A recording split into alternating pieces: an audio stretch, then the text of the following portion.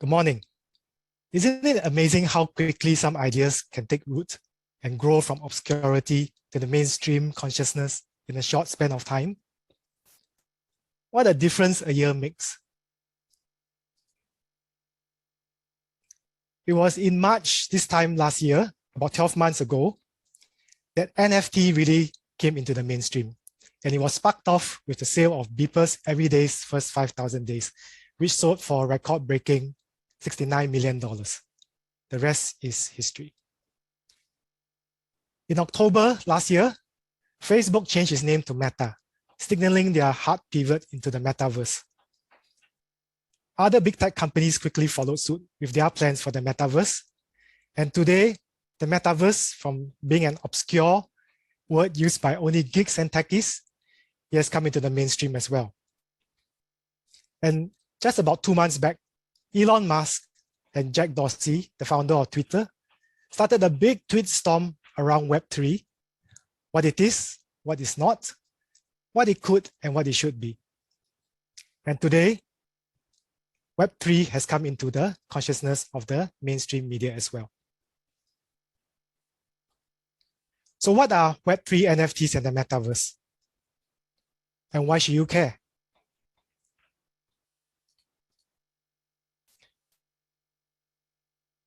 So to begin, let's start with NFTs because that's where it started. If you are new to NFTs, what exactly is it? Well, it's basically made up of two terms. It's non-fungible and it's a token, simply put. What do we mean by fungibility? Basically, something that is non-fungible is not mutually exchangeable or interchangeable with another item.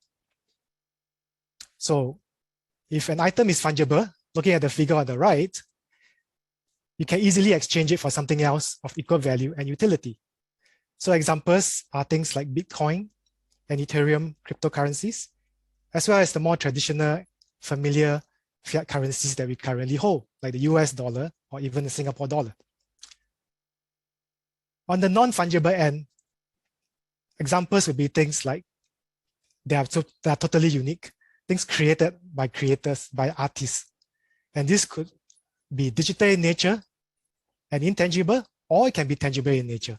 So examples of intangible, non-fungible tokens represent a lot of times in today's context, digital artworks, digital music files, and such. In short, digital ownership certificates are what NFTs are. They're registered on the blockchain and cannot be tampered with. What's more important is that this enables new ownership and monetization models, including the ability for creators to collect royalties from secondary sales, thereby creating new markets for this class of assets. Some other examples of intangible NFTs besides digital artwork include entertainment. In NBA, Top Shots, NBA highlights are being sold as NFTs, short video clips of moments.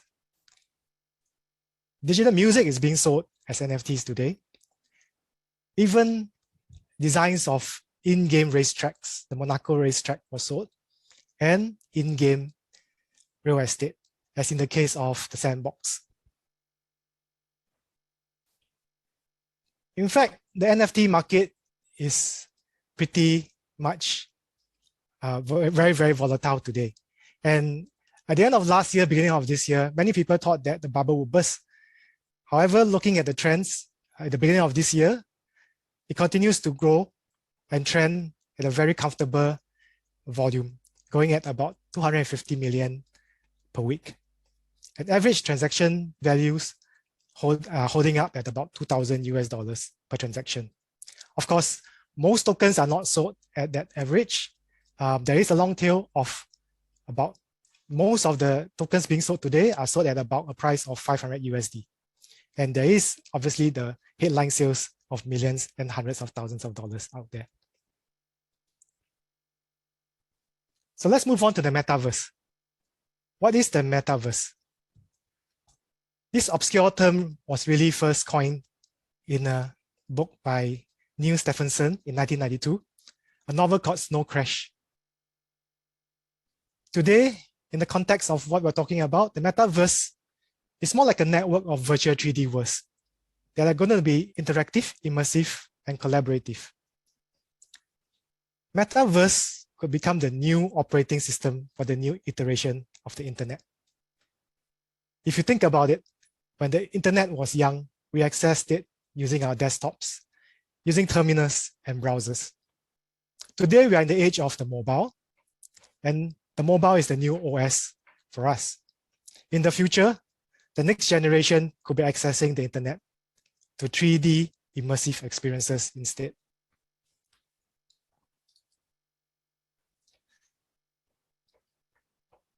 So some people might ask, isn't 3D virtual games and platforms already out there? Platforms like Second Life, Fortnite, and Roblox are in fact early glimpse of what the metaverse might look like in the future. And Hollywood's representation of the metaverse in Ready Player One offers a very popular alternative view. But yet there are still some key areas that are critical for the metaverse to become the new OS that are not yet realizable. Things like the ability for interoperability between platforms, synchronous and massively scalable platforms that can support not just thousands, but even hundreds of thousands of participants simultaneously, and the ability to offer persistent 3D worlds that are able to have its own virtual economy. So we are not yet there, but things are evolving rapidly, driven by improvements in the underlying infrastructure. With improved bandwidths and better latency, better computing power, and standards for interoperability. There's also this movement towards digital payments, and that's enabling virtual economies within 3D environments as well. And if indeed the metaverse is going to be the next OS of the internet, it's not surprising that billions have been invested by big tech companies, as well as many unicorns and startups looking at this space. Besides Facebook, Microsoft, Google, and the other big tech companies are actively investing in this space. And we can discuss more about this during our panel. And lastly, but not least, Web3. Web3 can be thought of as the next era of the internet. As briefly mentioned, Web 1 was really about accessing the internet through the browser. It was really a read-only web. Web 2 is more driven by social networks, about user-generated content. It's cloud-driven and mobile first. Web 3, on the other hand, will be driven by AI services, decentralized data architectures, and edge computing, allowing real-world data to be captured in real time and digitized. An alternative view of Web 3 looks at Web 3 building upon Web 1 and Web 2 technologies rather than displacing it. There are many opinions out there about what Web 3 can or should be. However, there's one major theme throughout almost all definitions, is that decentralization will be important. In fact, if you're a blockchain maximalist today, you might even say that decentralized apps is Web 3. Web 3 will run on the back of blockchain. And in fact, distributed decentralized apps have seen a lot of activity since 2015, ever since Ethereum was founded. And you can see there's an active and vibrant community innovating in this space. And although distributed apps, decentralized apps are still in a nascent form, the main technology layers have begun to form.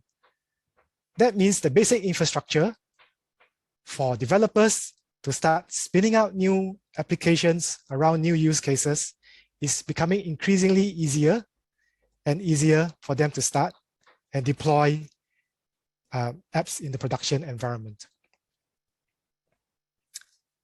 And so, in a nutshell, Web3, NFTs, and Metaverse are more than just buzzwords. It's a great time to be an innovator or creator in this arena. We know that Web3 and the Metaverse is transformative and will likely create new trillion-dollar opportunities. but the definitions are still currently hazy. And it might take yet another 5, 10, maybe even 2 decades to fully realize the value. However, although it's nascent, the current use cases are already creating new value and new industries and disrupting large ones.